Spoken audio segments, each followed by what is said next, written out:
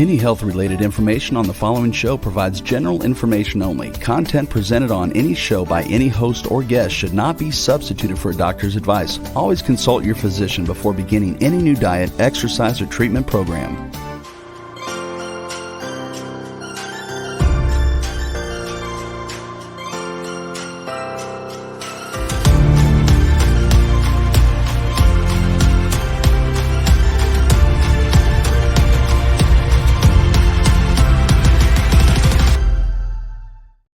Hi, good morning, everybody, and welcome to the Namaste Wellness Show, where we talk about all things holistic health for the mind, body, and spirit, for people and pets, with a touch of cultural soul. Today, I have a very special guest. In fact, all of my guests, I consider them very special. But we're going to be talking about yoga today, and we're going to be talking about kind of a specialized yoga known as Christian yoga. And my special guest is Trina Lynn Sweetheart. She's the owner of Sacred Space Yoga. She's also the minister for Frontline Christian Church. She's an adjunct professor at Wayne State University in Detroit, which is in USA. She graduated from Michigan State University. She's also a master yoga instructor and a reflexologist therapist. So welcome to the show, Trina. Thank you. Thank you for having me, Laura. You're very, very welcome. So thank you for being here. Tell us a little bit about your background in terms of, as a professor, as a owner of Sacred Space, as just your general personal background and how you got into yoga. Okay, so actually I kind of stumbled across yoga. Several years ago, my mom she died of yoga at a very young age. And I was just trying to look for things to get healthy, but also to get through the grief. Oh, right. But also during that time, my daughter was a figure skater. And I noticed her figure skaters, they were not as flexible and they were not mentally strong. So I self-taught myself yoga. And then I kind of started working with the figure skaters. And that's how it all began. Yes, it was very accidental, So you saw a need. You're saying you saw a need in the figure skaters to be more flexible, and then you kind of just went out and said, "Hey, I'm going to learn this myself, and then teach the figure skaters." Did it improve their skating? Did it improve their practicing? Yes, it improved their skating. It improved their mental toughness because I used to, for their meditation, I would go through their entire program. And let them listen to the music and sit in meditation and just watch themselves during the program in their meditation. And it helped tremendously. I worked with them for about 10 years.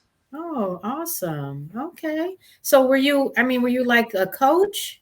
One of the coaches? No, I was not. Well, I turned out to be the exercise coach after that because I started doing other things. I got certified in fitness and then in group fitness. So I became their and I traveled with them. So I became their coach as far as from a physical standpoint, but not from skating. Believe it or not, my daughter skated for 20 years and I've never been on a pair of ice skates before in my life. Really? Wow. Yeah. Wow. So was she skating professionally or she just skated competitions? She competed. She was a competitive skater. For 20 and she years. skated for Wow. From actually about 15. From the time she was 6 until she turned 21. Oh wow. Okay, that sounds exciting. All right. So then, at what point did you open your studio? Well, let me say this first. At what point did you decide that you wanted to incorporate Christian yoga? Because I'm assuming you didn't start out doing Christian yoga, correct? No, I didn't. Correct. Okay. All right. So what happened, I was working in corporate America and our secretary at the time, she kept putting all this stuff on my desk that, I thought you was a Christian. How can you do yoga? Right. How, there was very, she just kept putting a lot of mean things on my desk. And this must have went on for about a year. She just really harassed me. So what I did is at that time, I went to a traditional yoga studio to take my 200-hour certification. But I wanted to go to a traditional yoga studio where I would learn everything about yoga to try to understand why she felt I couldn't do yoga. Yeah. And while I was doing my training, two things happened. One, you know how you introduce yourself and they ask you why you're here. And I told him I was there because I wanted to learn why I couldn't do yoga and be a Christian. Oh. And everybody simultaneously said, why not? Yoga's not a religion. So Right. that was the first thing I needed to hear. Exactly. Right. Yeah. And then a girl there, she was reading a book called Holy Yoga. Oh. And she said, Trina, why don't you look at this book? So I read the book, and after I finished that training, I went and took a Christian training yoga class. So that's how I started. Okay, that's awesome. I always wonder why, because I was the same way. I always wonder why people felt so odd about doing yoga if you were a Christian.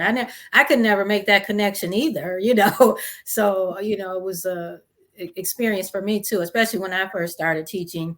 And I would tell my friends at work about it. And I had this one particular lady, she didn't want to hear anything about it. She thought it was, you know, evil or, you know, and I was like, wow, I never got that. Right. So it's just amazing how, I mean, people have their own impression. Well, you know, the thing that I found out, people associated with Buddha and Buddhism. So that was one of the things. The meditation, one of the main things, how you go to that transcendental type meditation and, you know, clear your mind. And Christians don't feel that you go to that type of meditation. It's another aspect.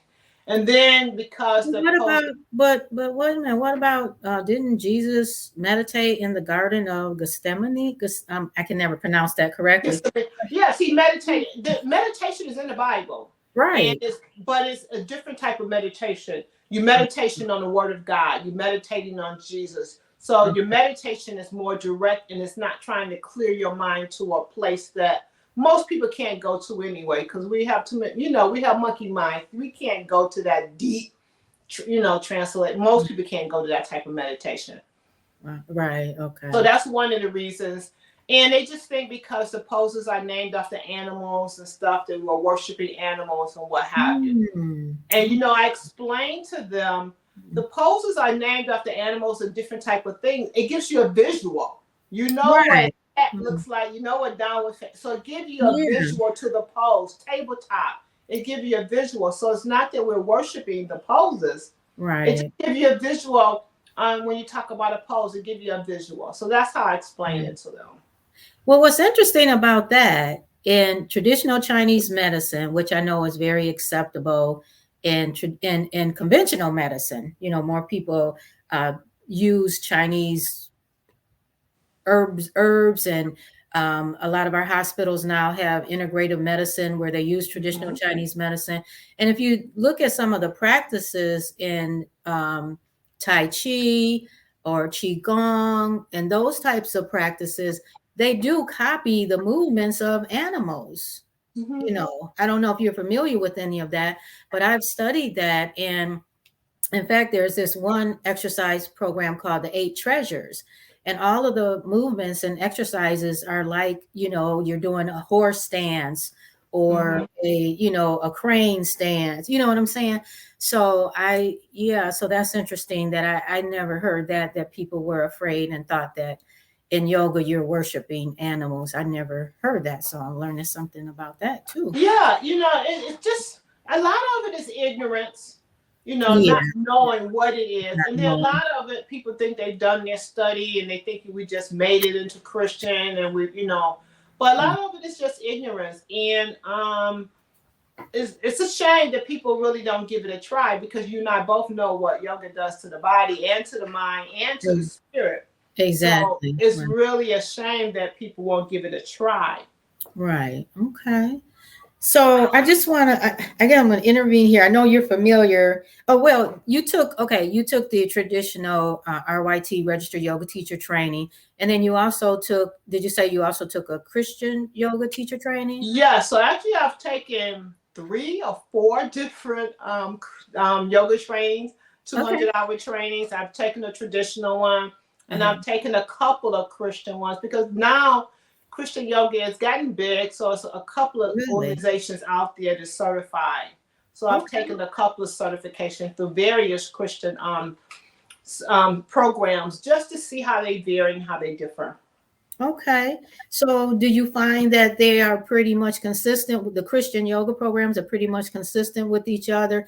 And what would be the different, are the main, if you haven't already said it already, what are the main differences between the conventional traditional training yoga and the conventional yoga teacher training and the Christian yoga teacher training? Are there any other differences? Just a few differences. The difference is that in Christian yoga, we pretty much use the word of God as our truth. We don't use the Gita. We don't use those type of things. We use the word of God as our truth and the principles of the Bible as our truth. Now, with that said, we do try to, especially I do, because when I train a person, I want them to be able to decide if they want to teach Christian, because everything is not going to be Christian that you teach. So I don't say I'm a Christian yoga instructor. I say I'm a yoga instructor and I'm teaching various different disciplines, okay? Because like I'm getting ready to do a corporate yoga class, so I can't do Christian yoga there, you know. So I teach at various venues. So when I'm training other students to be yoga instructors, I want to train them to be versatile, not just a Christian yoga, unless that's all you know for sure you want to do. Right. But you're kind of closing yourself out, because really there is no difference. A class is the same between a Christian yoga class and a traditional yoga class. The only differences may be your music. It may be your meditation. It may be your meditation. And it just may be your wording. Like you'll never hear me say your higher power. Okay. I'm going to say God or Jesus. I'm going to refer to who I'm talking about, you know. So you have some very subtle differences, but the class itself should run the same way. Okay. Yeah, and you know, I've been in your classes too. I enjoy them. Especially the meditation classes, you know, when you do the morning, when I've been on the retreats with you guys. So I just want to read here. This is from the Christian Yoga Association. Now, did you do the training with Christian Yoga Association at one point? I know you said you're familiar with them. They don't have a training. Oh, they don't have per se. They're more similar to the organization for natural. I can't escape in my body, where everybody joined to be part of the I can't think of what it is right now. So they're not really they don't specifically do a training. They can back different trainers and different like they may back Holy Yoga, they may back all the different yoga studios, but they will not, they don't necessarily train. Oh, okay. Well, this is just kind of a quote from actually off their website. It says, yoking, we know the word yoga is defined as yoking or unity, and but it says yoking for the Christian yoga practitioner refers to uniting our breath, body, and spirit with Christ, truly becoming one with him. So that basically goes along with what you're saying when you're doing your meditation on the Christ spirit, on God, etc. Right. And then it also says Christian yoga is how many Christians interpret scriptures found throughout the body that uses God's commandments of praise, worship, prayer, song, and dance to connect with him, or to worship him with all of our might, all of our breath, all of our spirit, and all of our being. And that's in Acts 17:28. So it kind of talks a lot about like praise dancing and praising God. So do you incorporate, and there's actually a name for that, praise dance, I think. Mm-hmm. So do you incorporate that into your, when you're doing specifically Christian yoga?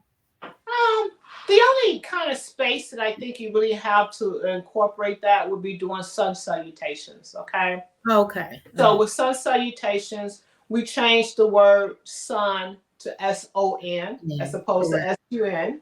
Right. So as you inhale, you worshiping up, and as you exhale, you bowing before your Lord. So you can kind of make that into like a worship type thing.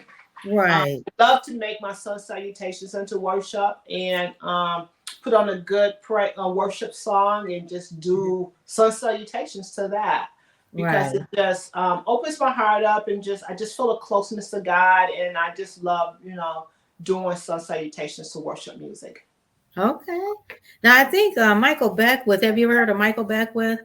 I think they do. I think he has a church out in California, if I'm not mistaken. I hope I'm not misquoting, but I think they do praise dance in some churches, but I don't know if they call themselves doing like Christian yoga or anything like No, that. a lot of churches does praise dance now, Oh, and okay. it's not considered Christian yoga. It's considered praise dance. Okay. Almost like a modern dance, to Christian music. It's pretty much Right. what you can call it, or traditional yoga, traditional ballet, Hmm. to Christian music.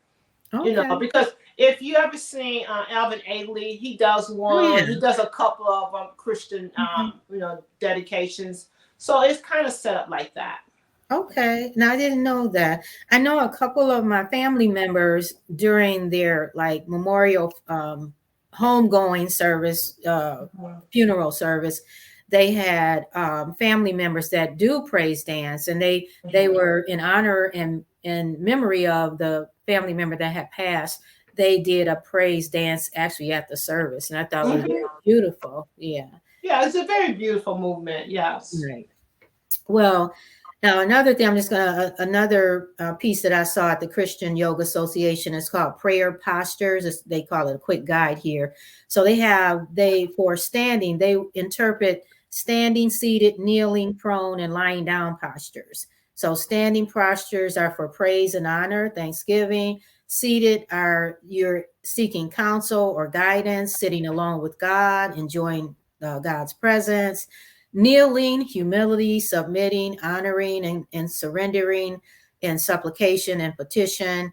Prone, represent urgency, emergency, humility, releasing all ego, as in like, yeah. So I don't know if that sounds anything, or intercessory prayer, repentance, confession, that type of thing. And then lying down is resting and enjoying the presence and goodness of God.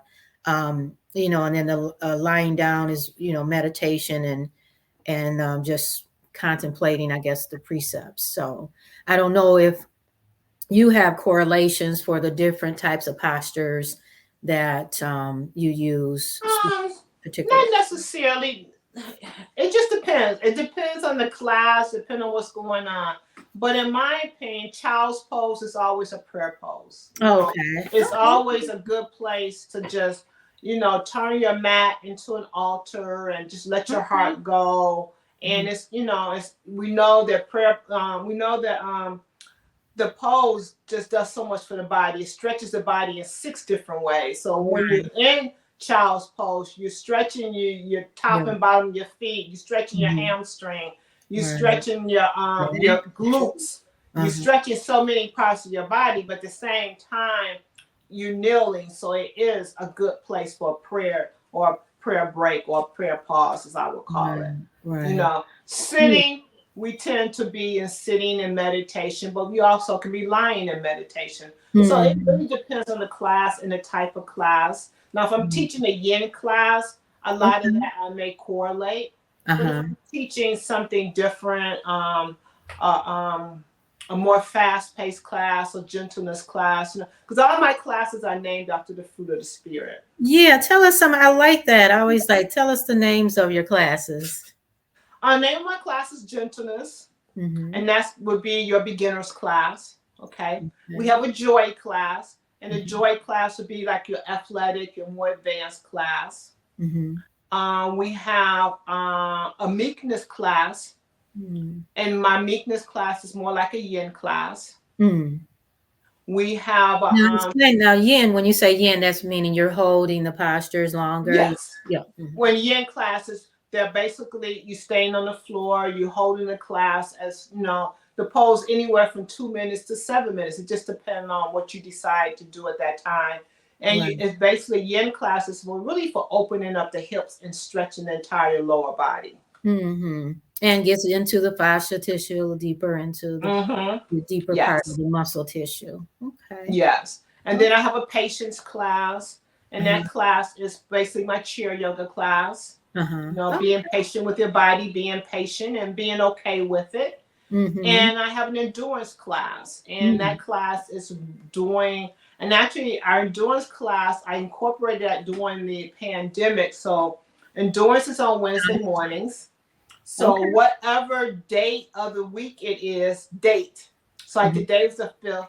So we did 5 sun salutations. So that's part of the endurance class. Okay. So of course the 5th day is much easier than the 20th day or the 25th day, because I mean you gotta do 25 sun salutations. Okay. So Oh, wow. Okay. so Okay. we work through that, and we allow that to be our endurance. And you know, in the endurance class, it's like you know, not relying on your strength, relying on God to just infuse you with His strength, and you know, Right. and that's how we incorporate our endurance class. Okay. I like that. All right. So tell us a little bit about when you started Sacred Space Yoga, and was it at the time you incorporated the Christian yoga? Let me say this first. I want to say, I know that in your yoga classes, everybody is welcome, whether, no matter Yeah, what your belief system is. And that's what I like about yoga, because right. you're not, it's not, you're not judgmental, you're welcoming everybody, and it's not a religious practice. It's not. It's a lifestyle, right?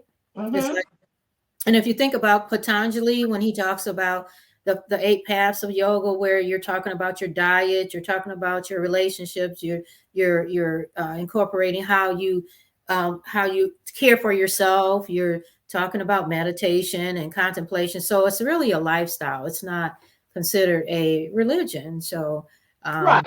yeah, you Any religion can practice yoga. right, You right. know, and the difference is sometimes Christians in a traditional yoga class, they Yeah. can feel a little intimidated when you're talking about, you know, Buddha, when you're talking about various things. But keep Mhm, in mind, first of all, when you think about us as Americans, mhm. we westernize everything. Yeah, So we've taken yoga way from its yeah, origin anyway.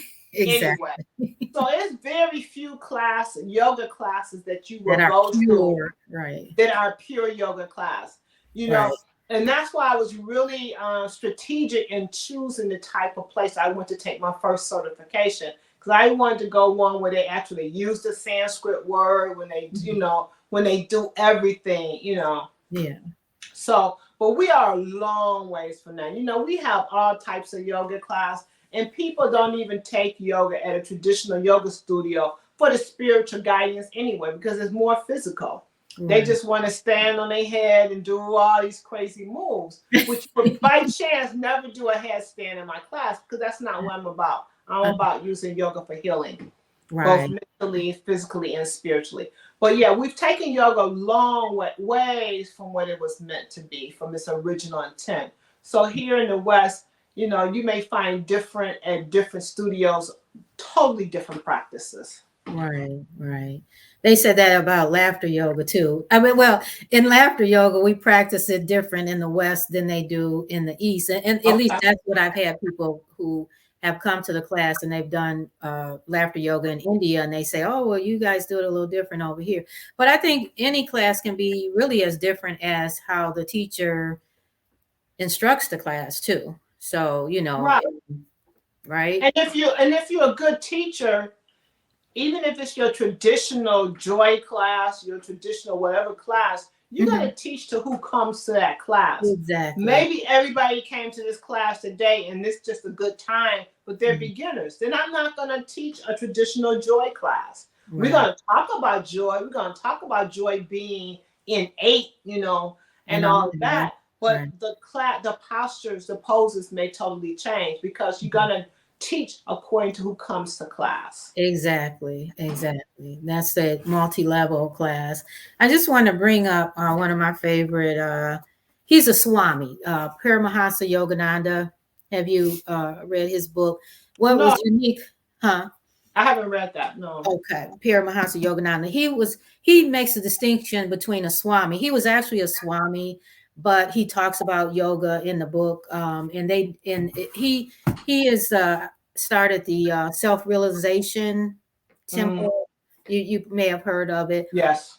But he says the difference between a Swami is he was just totally devoted to being one with God in his lifetime, whereas a yogi or yogini or a person practicing yoga can also be a householder, where they will have a job, they will get married, they live that type of householder life. But he has a really good definition in here about yoga, and he says that a person that has not even stepped into a yoga studio might be a yoga person, a yoga practitioner, because of their love for God or their love for humanity, or just being that person that wants to connect with that inner part that is a part of our universal life, our creator. Right. So, but what I liked about reading his book, and I was fascinated with him because, and I had to read it for one of my yoga teacher trainings, which was, by the way, more of a therapeutic yoga teacher training. It was the second one I did, and the first one I did was more of a traditional yoga teacher training.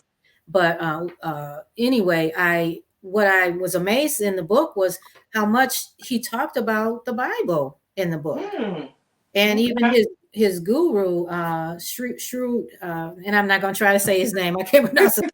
Sri Yukteswar, I think it was his name. But anyway, he was the one that encouraged him to go to the United States to talk about the marriage between Western and Eastern philosophies, because he felt that they both had important aspects to them. And you may have heard that now they say, it used to be that the spiritual teachers rose up in the East, but now they're saying spiritual teachers are rising up in the West. So there's definitely that connection. And even in the research with the Christian yoga, it was a Indian man. I don't know, I have his name really handy here, but he came to the West also, but he had studied Christianity. So I just found that to be an interesting little fact that I thought, Yeah, that is interesting. Yeah, that here these are both Indian from India, and they were studying the Christian Bible. So yeah. So anyway, talk a little bit about your retreat, because you offer a retreat, and I know you got one coming up in July. And yeah, so as part of the whole wellness with Sacred Space Yoga. So let me go back for a second. You asked me how did I get started. So in 2008, I was still in corporate America. Okay. And at that time, I started my first yoga business, which was a mobile yoga business, okay? It was called Ego Yoga, E-G-O Yoga, which meant exalt God only, okay? And at that time, I was just going from churches to churches, and I had like 5 churches that I would 5 churches that I would go, and I would just tie back to them 10% or whatever I made from that church. That was how we did it, and I did that from 2008 until I actually opened my yoga studio in 2015. Okay. So I'm thinking, because people kept asking me to come to the church and stuff. So I'm thinking, okay, well, let me just open a studio and make this easier. Okay. I don't know about that yet. The jury's still out. But what I found out after I opened the studio was, though, people are territorial. They want to stay in their area. Okay. So I was teaching in Warren. I was teaching in Lincoln Park. I was teaching in Taylor. But they didn't want to come to where they wanted me to still come to them. Right. So that was my first lesson. So I'm like, okay, people really stay in their neighborhoods or their areas, And so that's what I found out. So that's when I opened up Sacred Space Yoga Center, was in 2015. Okay. And that was on Jefferson, and we had, that was going really well. And then I got a new location on Chrysler Drive, and I added to my name and made it Sacred Space Yoga and Reflexology Center, because then I started doing reflexology as well. And So I was there until the pandemic. And then everybody know what happened after the pandemic, right? So since then, and I've always done retreats. And even, I've done probably about 12 or 13 different retreats. Oh, okay. So now I'm thinking about kind of setting up Sacred Space to make it more of retreats, reflexology, a little bit of everything. Because remember, yoga means yoking, okay? It's bringing the mind, body, and spirit together. Absolutely. And you can do it through yoga, but it's also done through other avenues, okay? Right. The reflexology help with with the healing of the body, the physical, the retreats, I can bring it all together under the retreats, but I can also, with the spiritual, with the mental, with the physical, bring that all together. And then we have our cooking classes too that we do every other week. That's right. Yeah. So it's doing various things under the umbrella of Sacred Space Yoga. So I'm thinking about rebranding. I haven't, I'm just kind of seeing where that's gonna go, because I want to be very cohesive in what I do and what how I advertise what we do. Right. So with that, yes, we do yoga. Right now we do yoga on Zoom. We also rent some space with Tap Dance Detroit a couple days a week. So I'm renting some space there. Okay. Reflexology, I was renting some space, but I've had to kind of pull back on that for a moment. So I've got a pause on reflexology part of it. And then the Zoom classes, I offer about 12 classes a week on Zoom, all levels of classes. All under those names, the names of the classes that you just talked about. Yeah. So I teach, yes. So, and we have a hip and back class as well. So that's something that's really healing to the body. We work pretty much just on the hips and the back and strengthening and lengthening that area. We have a neck and shoulder class, which is on Wednesday nights, which will be tonight. Okay. And we work on the neck and the shoulders because, I don't know, so many people have shoulder issues and neck issues. Yes, and back. I don't have any statistics, but a lot of people suffer from back pain, neck and shoulder pain. Now they've got this tech neck, thing going on. Looking at the phone, So those are big classes for me, especially the hip and back, because a lot of people have that piriformis and all those issues with their hip and all that. So that class, and then the neck and back. So those are good classes. So they're not named after the fruit of the spirit, but that's Wednesday night. And then on Sunday nights at Tap Dance Detroit, actually Sundays at 4, we have a candlelight class. And that's is that the partner? Because you also do a partner yoga. Right? Yes, I do couples yoga as well. Yeah. That's done once a month. And that's with couples. Anybody that, whether you new to yoga, have not done yoga, you can do couples yoga. Actually, I work with a therapist that works with couples. Okay. And she sends all her couples to me to do at least one class with me. Okay. As part of their therapy. So it's learning how to work together. And sometimes nonverbal forms. It's also about touch, the power of touch in the couples yoga class. Right. So, and meditating together and just gazing into each other's eyes, do we gaze into our partner's eyes after 5, 10, 12 years? Trying to go back and find that love, So yes, I do a couples yoga class. And it's fun. It's giving couples something different to do than, it's another form of thing you can do. It's a good date night. Yeah. Yeah.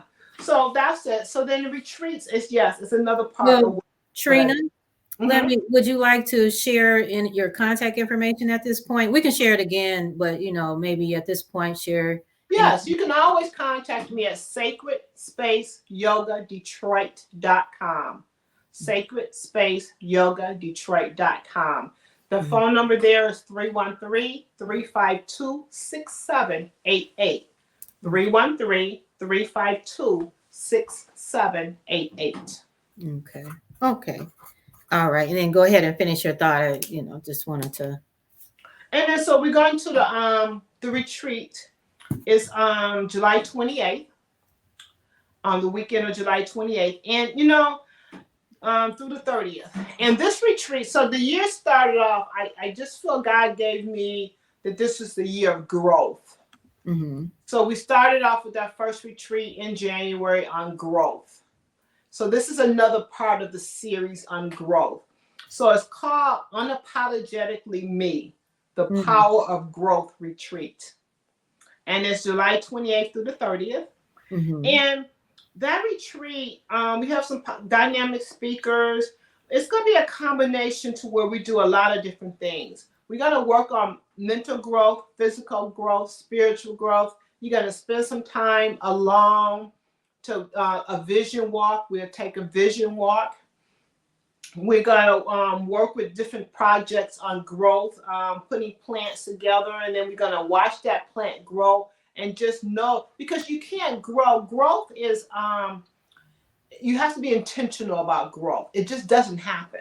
Right. And you have to make sure that with growth that you pamper it. You have to, I have all these plants here. I don't know if you can see them all, but I had to give them names because they started dying. So I had to give them names and start talking to them. Okay. But I have all kind of plants here. This plant is called Joy. One is called, over there is called Mercy. One is called Love, because I have to intentionally, and I have to work with them individually. Every plant is not the same. And that's the same thing with your growth. You have to be intentional about your growth. And your spiritual growth is not the same as your physical growth, not the same as your emotional growth. So you have to work on those various aspects of your growth to bring them together. And that's where the yoking come into play and alignment. To make it holistic. That's the whole to make it holistic. Right. So we'll talk about that. And we'll talk about, because, and we want people to be intentional. We want you to come to the retreat and we want you to be present. Because the problem that we're having, especially now, is that we spend more time, and I'm sure you've heard it, in our past and in our future than we do in our present. Oh, yeah. And as we linger in our past, that's where depression come into play, because you're lingering about your past, what you did and you didn't do. And when you're trying to forge forward to your present, that's when anxiety come into play, because you're just trying to figure, but here and now, the present is where your power is. Right. We'll talk about that in our retreat as well. I just want to say real quick, one of my favorite quotes is, yesterday's history, tomorrow's a mystery, today is a gift. That's why we call it the present. Right. Right. So, right. Yeah.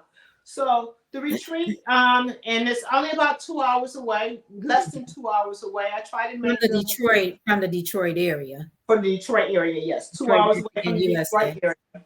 Yeah. Yes. And we'll do yoga. We'll have a vision walk. We're working time on growth assignments. All of our food is being homemade, cooked right there on the premise, from seed to table. Most of the herbs and all the different stuff they grow themselves. Now, is it vegetarian or vegan or no? It's not all of the above or any includes. If you have those restrictions, we can accommodate you. But no, it's not a plant-based or anything like that. It's a regular diet. Okay. So some of the things that we have planned, and I was trying to see if I had it down. So we have an afternoon of leisure before the festivities start. We have 2 lavishing nights in luxurious rooms. The rooms have jacuzzis in some of them, balconies, a good view. You can have a single or a double or a triple. 5 delicious gourmet meals. A gift bag that will serve you long after the retreat is over. Mimosas at the door when you come in. A mimosa at the door, or around the pool around the pool, because it has a pool and all of that. Nice. We have that. Growth engagement sessions. We'll be working on that. And we're going to be talking about the law of the mirror, and the law of reflection. We're going to be talking about those in the growth session. Journaling and reflection time, a nature walk, self-care time, and a vision walk. And those are all the things that's going to be included in this retreat. It's a 2-night, 3-day retreat. Come in on Friday afternoon and we leave on Sunday. And just with like-minded people. Okay. Now, so you say, is this a women's retreat or is it for? You know, they always turn into women's retreats because you know. So I would say yes. Now I am looking to plan a couples retreat. I was gonna say later on, and but yeah, they normally turn into women retreats. So I'm gonna say yes. Right, for the most part, For the most part, yes. Yeah. Okay. But you get all that information on the website too, sacredspaceyogadetroit.com. You know, you can get that information as well. Oh, and thank you for that correction, because I think I put it in. I missed the Detroit. But anyway, go ahead. Yeah, sacredspaceyogadetroit.com. So you can get the information on the website. Like I said, you can call me. We can, you know, if you're interested, we do have a payment plan for you know, for the retreat to help you for, you know, if you need that payment plan to go. And but the investment plan is not that, I don't think it's that bad, but you know, I think it's reasonable for when you talk about 2 nights, you know, 5 meals and everything you get. We know food has gone up crazy, right? To go out. Oh yeah. That's a whole nother topic. Right. That's a whole nother topic. Yeah. So, you know, but yeah, I'm looking forward to this one. Like I said, this is my 12th retreat, and I'm looking forward to this one. Yeah. Well, I'm planning on attending. Do you all have? You didn't mention you don't have a massage therapist. I am working on that. So Trina. Well, you know, and that's true, Laura. And I have another person that's coming as a massage therapist. But you know, a lot of times you guys need breaks too, you know? Yeah, this is true. You're right about that. So, you know, I'm a reflexologist. So, you know, am I going to do reflexology? You know, so I'm looking in that area to see what they have. But yes, I do want to have that available as well. Okay, yeah. But yes, I do know. And like I said, there's a couple people. I'm just teasing. You're right. But I mean, and we can talk about that later. But you know, I would like sometimes for people to kind of step away from the craft and be nourished and let somebody serve you. Exactly. I understand that. Body workers and health workers and yoga teachers, anybody that, you know, work with people constantly and trying to help people to relax, you definitely need to do that for yourselves as well. Because we know we cannot pour from an empty cup. Right, exactly. We all have to be replenished, refueled. And so that's why I said, I thought about asking people that might come, but I'm like, but it's not allowing them to get that full healing, that full rest. Because the Lord said, I will give you rest. Just come unto me. And you know, that's one of my favorite words. Come to me, you that are labor and heavy. I will give you heavy burden. Yes. Heavy burden. And I will give you rest. And so sometimes, you know, and even though I am, you know, given the host of the retreat, if I don't do reflexology, I can still get that rest too. But also I'm looking to go to a retreat once I get done with mine too. But, you know, being away, kind of turning that cell phone off and just allowing, you know, to be nourished and to be catered to have somebody cook your food, have somebody put it before you, you know. You can do one thing at the retreat, or you could do all of them, or you could do none. Maybe you just need to lay in the bed and rest, you know. It's set up for you to get everything that you need to get. Right. Sounds lovely. Well, please reach out and contact Trina by phone 313-352-6788 or go to sacredspaceyogadetroit.com and sign up for the retreat. It sounds like it's going to be wonderful. It's going to be lovely. I know I've been to a couple of your retreats and it was very enjoyable. So what happened? What happened to Chat and Chew? Is she remember Chat and Chew? I do. You got to see the different flowers and herbs and the ones what you can eat and all of that. Yes, I haven't talked to her. I did send her an invite, so we'll see. Yes, everybody enjoy her. Yeah, And, yeah, that was Regina, awesome. yes, Mama Regina, yes, Right. everybody enjoy her. The Yeah. chat and shoes and all of that. So yes, I did reach out to her. I haven't heard back yet, but I have reached out to her. Okay.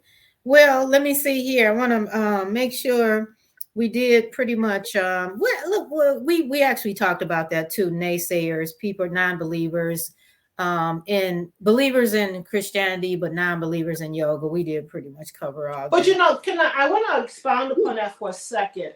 So you really, I have naysayers on both sides. Okay. Okay. There you go.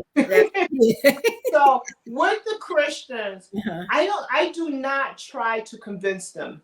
I'll tell them in a minute. If you think this is not for you, then by all means don't do it. Right. But don't knock it and don't knock it if you don't really understand it. Right. I said, now if you want to come, because I offer, the other thing is your first week at Sacred Space Yoga Center is always free. You get a chance to try all our classes out. Really? So your first week is free. Wow. You can go right on the website, and there's a coupon there. Get your first week free. But so I said, come and try the classes and see what it is. And if it's something that you just don't want to do, then don't come. I can appreciate that, and I'm okay with that. So I don't try to convince anybody anymore. I just explain to them what it is and what it's not, and then you can make your own decision. But I will offer you that free week to come in, and just try it out. But then on the other side of the coin, you have your regular yogis asking, well, why do y'all need a Christian yoga? Yeah. So I've had that conversation on several occasions as well. And the thing is that the Bible says as Christian we are a peculiar people, right? Yeah. So what's saying that is that a lot of time, sometimes as Christians, you feel like you are force-fed so many things. You're forced to accept this, forced to listen to secular music when you go get your nails done or wherever you're going. All this is forced on us, okay? So sometimes you just want a place just for you, or a place where you feel comfortable. Right.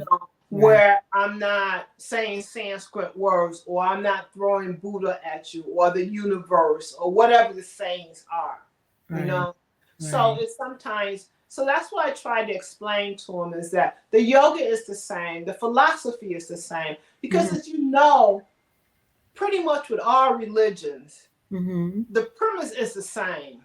Non-violent, non-harming, taking care of your body, all that's pretty much the same. Treating your neighbor as yourself, yeah. The difference is who you believe in, who your higher power is, who you believe in, who is your God. And a lot of that, and Trina, a lot of that is, because we have all different nationalities. Someone in India, you wouldn't necessarily expect them the same. If you think of Sanskrit words, isn't that a language?